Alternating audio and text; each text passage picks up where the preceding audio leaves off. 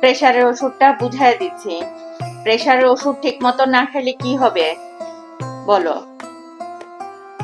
যদি তুমি প্রেসার ওষুধ ঠিক মতো না খাও তাহলে কি হবে? তোমার অনেক বেশি প্রেসার, 200/150 প্রেসার। হ্যাঁ, এই অবস্থায় তুমি যদি প্রেসার ওষুধ ঠিক মতো না খাও, তোমার প্রেসার আবার বেড়ে যাবে, এখনো বাড়তি আছে। আরো এগুলির সাথে আরো একটা ওষুধ যোগ করে দিব, ওইটাও সকালে একটা রাত্রে একটা খাবা। এটা প্রতিদিন সকালবেলা একটা খাইতে কোনোভাবে ভুল করিও না। এইটাও প্রেসারের ওষুধ, এটা প্রতিদিন রাত্রে একটা খাবে। এই যে স্টার মার্ক দিয়ে দিছি, হ্যাঁ, এটা রাত্রে একটা খাবা, এটাও রাত্রে একটা খাবা। এই দুইটা ওষুধ দেখো, রাত্রে একটা একটা।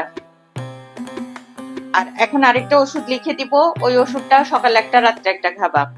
এই 3 পদে প্রেসার ওষুধ তোমার চলবে।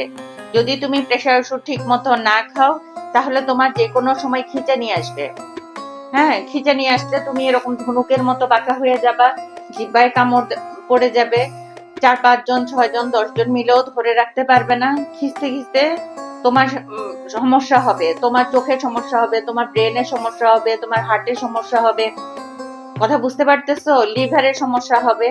যদি তোমার কখনো চোখে ঝাপসা দেখো, এই ওষুধগুলি খাওয়ার পরেও যদি তুমি চোখে ঝাপসা দেখো, বুকের মাঝখানে প্রচন্ড ব্যথা দেখো এবং মাথা প্রচন্ড ব্যথা হয়, মাথা ব্যথা হইলে চলে আসবা, অথবা তোমার বাড়ির আশেপাশে যেই ডাক্তারই থাকুক তাকে দিয়ে প্রেসার মাপাবা এবং জরুরি ভিত্তিতে যে কোনো হাসপাতালে চলে যাবা।